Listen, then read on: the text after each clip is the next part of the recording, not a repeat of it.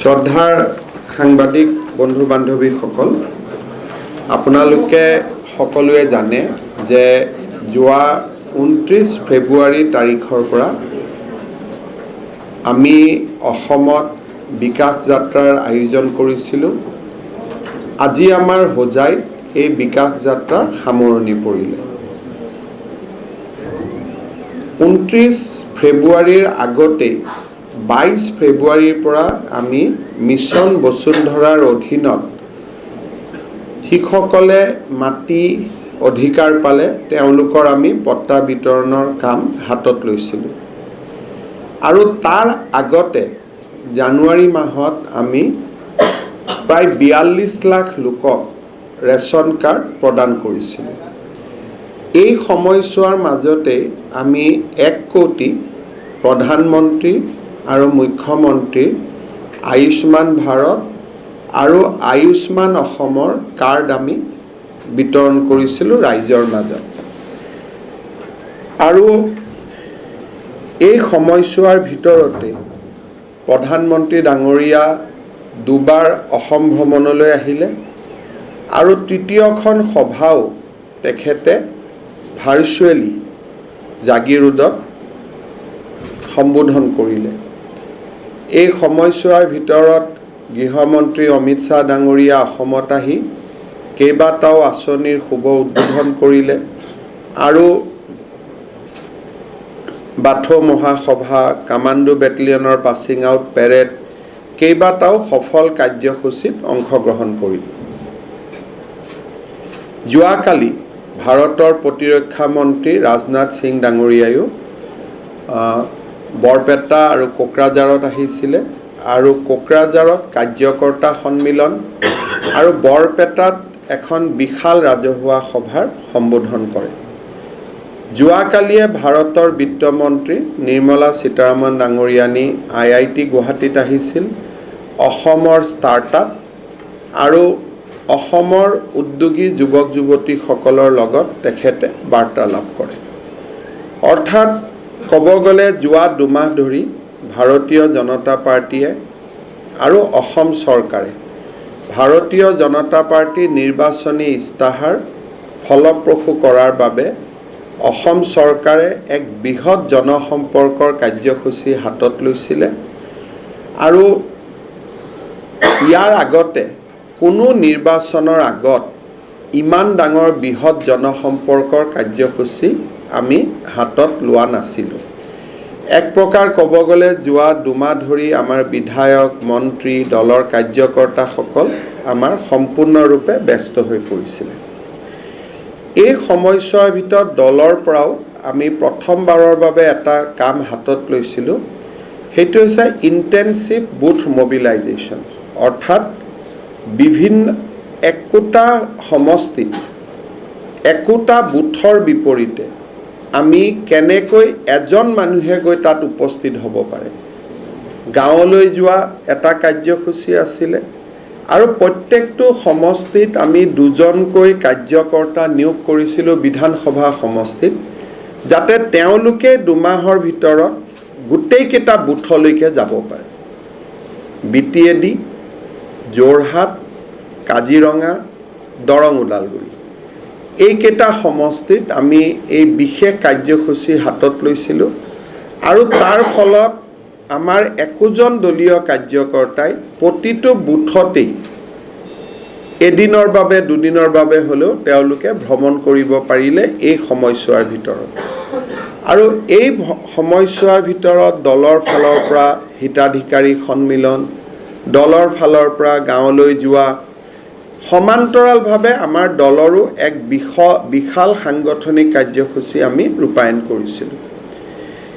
এই সময়ছোৱাৰ ভিতৰতে আমি দেখা পাইছোঁ যে বিধানসভাৰ বাহিৰে ভিতৰে বহু লোক কংগ্ৰেছ দল ত্যাগ কৰি ভাৰতীয় জনতা পাৰ্টীত যোগদান কৰিছে আৰু এই সময়ছোৱাৰ ভিতৰতে ছাত্ৰ সংগঠন আৰু বিভিন্ন গণ সংগঠন আৰু বিভিন্ন প্ৰফেশ্যনেল লাইফৰ লগত জড়িত বহু ব্যক্তিয়ে ভাৰতীয় জনতা পাৰ্টীত যোগদান কৰিছে। বিৰোধী দলৰ ঐক্য ভাঙি যোৱাৰ পৰিৱৰ্তে ভাৰতীয় জনতা পাৰ্টি আৰু ইয়াৰ মিত্ৰ দলসমূহে কোনো ধৰণৰ মিডিয়া বিতৰ্ক যুক্তি তৰ্কৰ পৰা বহুত দূৰত থাকি এটা সম্পূৰ্ণ মিত্ৰতাৰ ভাৱমূৰ্তিৰে আমি দলীয় আসনবিলাক নিজৰ ভিতৰত ভগাই লৈছিলোঁ লোকসভাৰ আসনসমূহ আৰু প্ৰাৰ্থী ঘোষণাৰ সময়তো তিনিওটা দলে পাৰস্পৰিক বুজাবুজিৰ মাজেৰে প্ৰাৰ্থীসমূহ প্ৰত্যেকটো দলে প্ৰত্যেকটো দলৰ লগত আলোচনা কৰি according to the requirement of that geographical area আমি গোটেইকেইটা তিনিওটা দলে আমাৰ দলৰ প্ৰাৰ্থীৰ ঘোষণা সমাপ্ত কৰিলোঁ এই প্ৰাৰ্থী ঘোষণা কৰাৰ উপৰিও ভাৰতীয় জনতা পাৰ্টিৰ এইবাৰ প্ৰাৰ্থী ঘোষণা কৰিবলৈ যাওঁতে কেইবাজন বৰ্তমানৰ সাংসদ আৰু মন্ত্ৰীয়ে দলীয় টিকটৰ পৰা বঞ্চিত হৈছে কিন্তু এজন শুদ্ধ আৰু প্ৰকৃত কাৰ্যকৰ্তাৰ মনোভাৱেৰে টিভি মিডিয়াত এটা তু শব্দও প্ৰকাশ নকৰি সকলোৱে দলৰ প্ৰাৰ্থীজনক জিকাবৰ বাবে লাগি গৈছে তেজপুৰত পল্লৱলোচন দাস ডাঙৰীয়াই টিকট পোৱা নাই তেওঁৰ মনত কোনো বিষাদ নাই ৰামেশ্বৰ তেলীয়ে টিকট পোৱা নাই সৰ্বানন্দ সোণোৱাল ডাঙৰীয়াক দুগুণ উৎসাহেৰে আদৰি আনিছে আৰু যদি কৰিমগঞ্জত ডক্টৰ ৰাজদীপ ৰয় টিকটৰ পৰা তাত অনুসূচিত জাতি হোৱাৰ কাৰণে টিকেট পোৱা নাই পৰিমল শুক্লবৈদ্যৰ নিৰ্বাচনৰ দায়িত্ব তেওঁৱে হাতত লৈছে গতিকে মই এইটো ক'ব খুজিছোঁ যে আগৰ বহু নিৰ্বাচনতকৈ এইবাৰ নিৰ্বাচন ভাৰতীয় জনতা পাৰ্টিয়ে এটা অত্যন্ত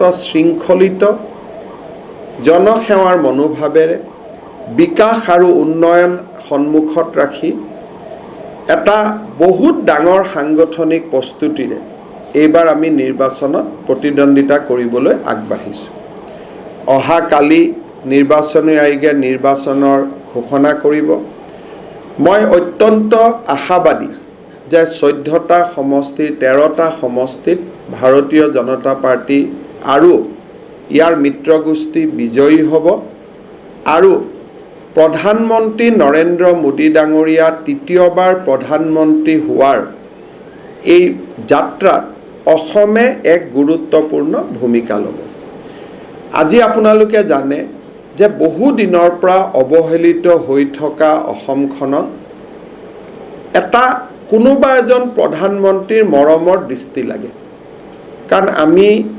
ইকনমিকেলি ফাইনেন্সিয়েলি সামাজিকভাৱে উদ্যোগীকৰণৰ ফালৰ পৰা আমি যিকোনো কাৰণতে বহু দূৰ পিছুৱাই গ'লোঁ মই কেতিয়াবা সাংবাদিক বন্ধুসকলক অনুৰোধ জনাম যে পলিটিকেল হিষ্ট্ৰী অফ আছাম যিখন অসম চৰকাৰে প্ৰকাশ কৰিছে সেই হিষ্ট্ৰীখন যদি আমি কোনোবাই পঢ়ো পিয়ৰলি একাডেমিক ৰিজনত তেতিয়াহ'লে আপোনালোকে দেখা পাব যে স্বাধীনতাৰ পিছত অসমত এটা বছৰ অসমীয়াই পোৱা নাই যিটো বছৰ আমি শান্তিত আছোঁ যিটো বছৰ আমি সমাহিত অৱস্থাত থাকিব পাৰিছোঁ আৰু অসমীয়াই এনেকুৱা এটা সময় নাই যিটো কাৰণত বিভিন্ন কাৰণে ৰাজপথত নামিবলগীয়া হোৱা নাই 2014 চনৰ পিছত প্ৰধানমন্ত্ৰীৰ মৰম আৰু উত্তৰ পূৰ্বক অষ্টলক্ষ্মী ৰূপত সজাবলৈ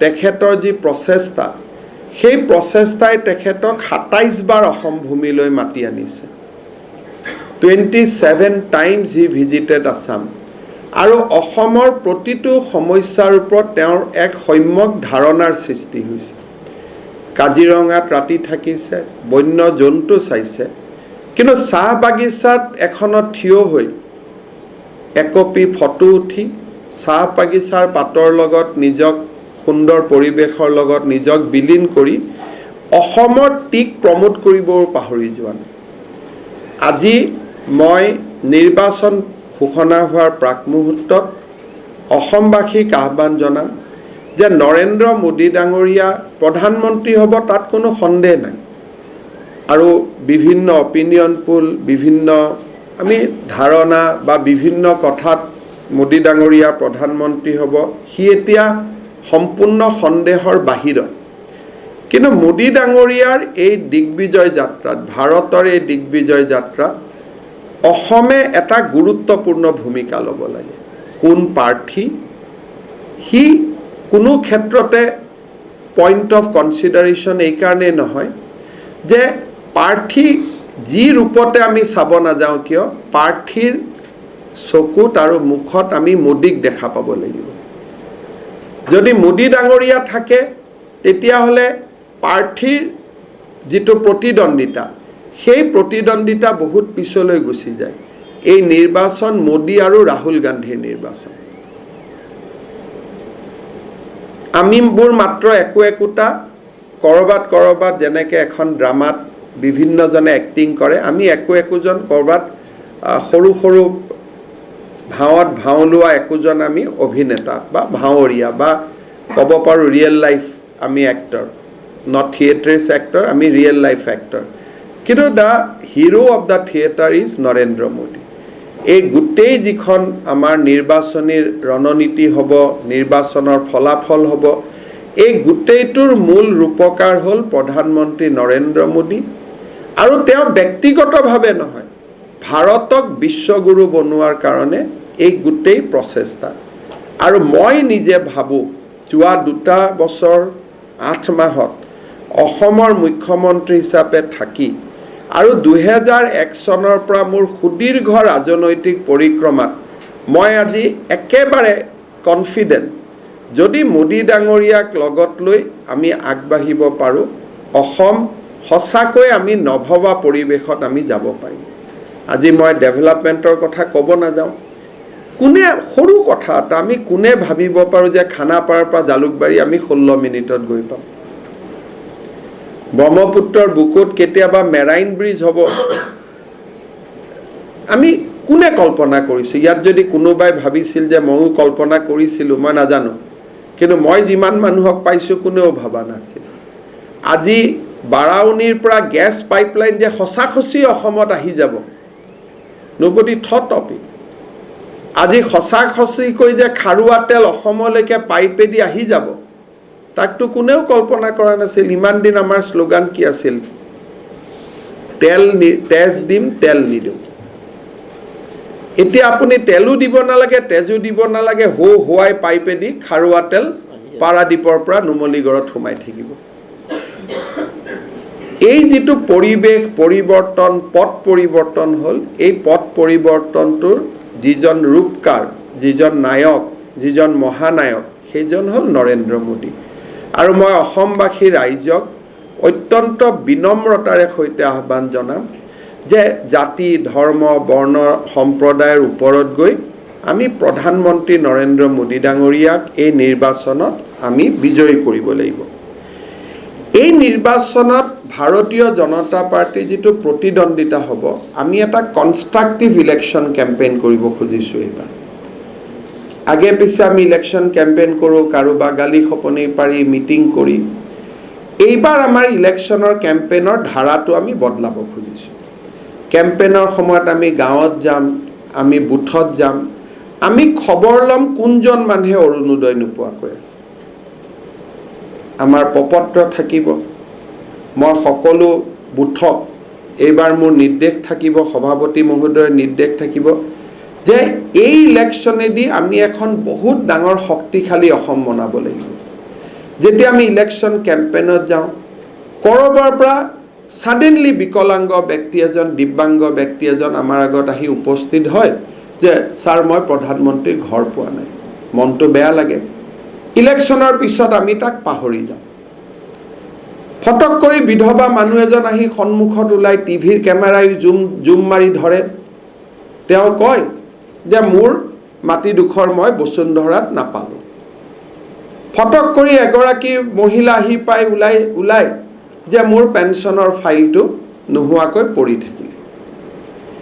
এইবাৰ নিৰ্বাচনী কেম্পেইনটোক আমি এটা কনষ্ট্ৰাক্টিভ ইলেকশ্যন কেম্পেইনলৈকে লৈ যাব খুজিছোঁ যে কিমান গাঁৱত এনেকুৱা দুৰ্ভগীয়া ব্যক্তি আছে যোনে অৰুণোদয় পাব লাগিছিল, পোৱা নাই। একেবাৰে ফৰ্মখনকে ফিল আপ কৰি লৈ আহক, কোনো গভৰ্ণমেণ্ট ফৰ্ম নহয়, যাতে মুখ্যমন্ত্ৰীয়ে গম পাব পাৰে যে এই বুথত 20জন দুখীয়া মানুহে অৰুণোদয় নাপালে।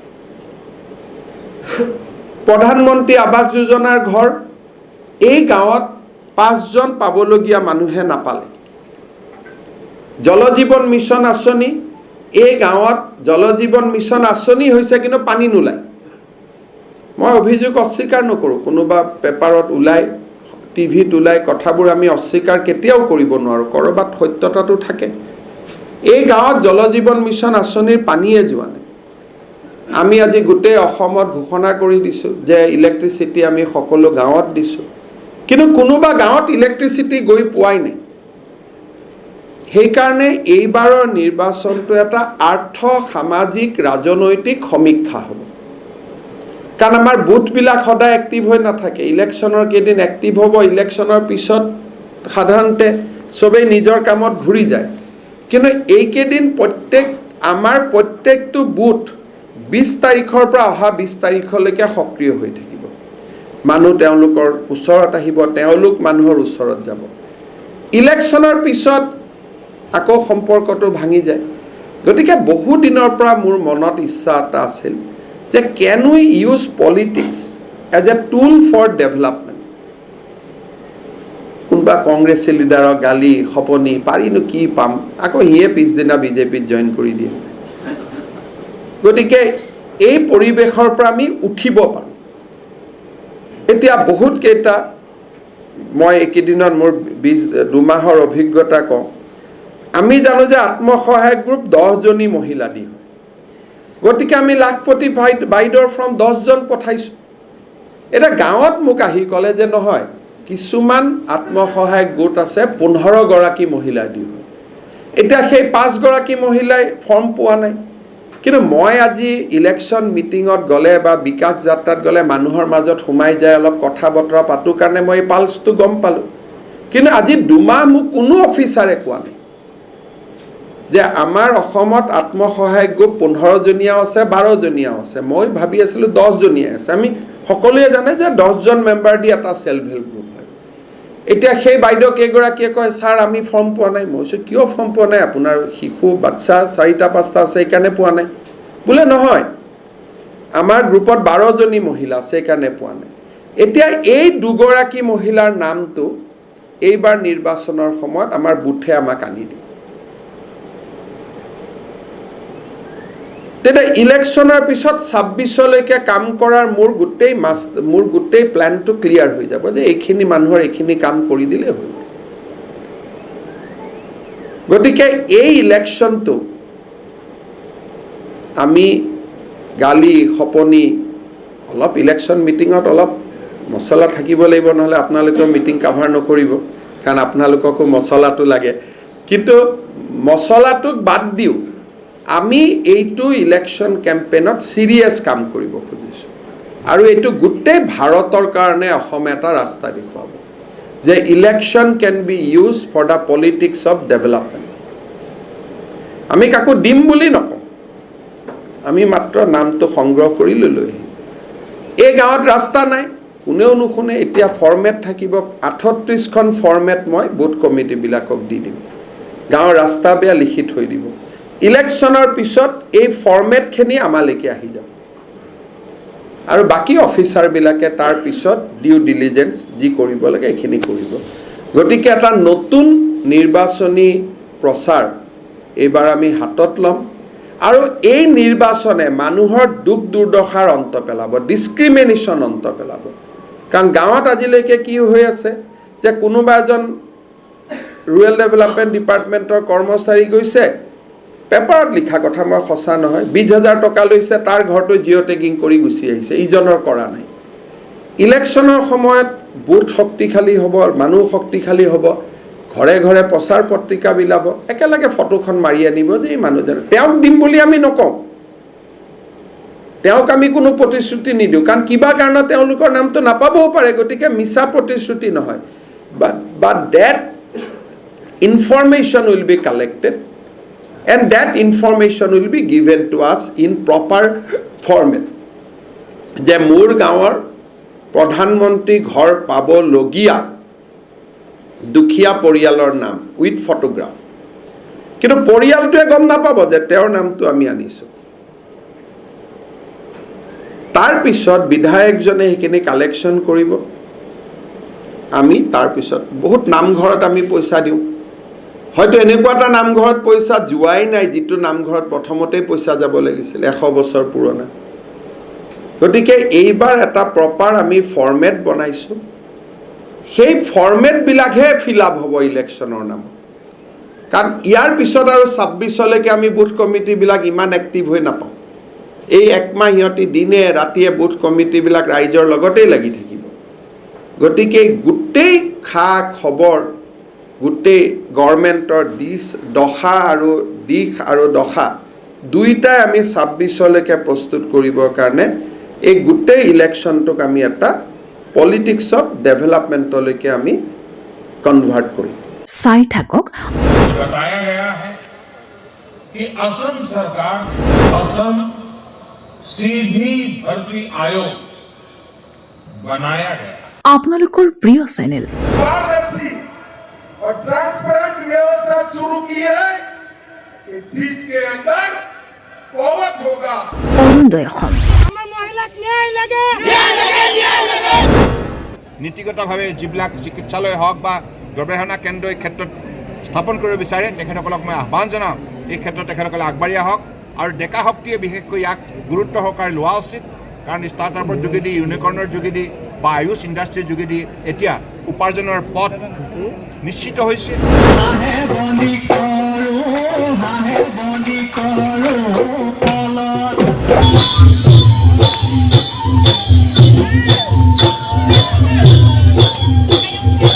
নিৰ্ভীক আৰু নিৰপেক্ষ বাতৰি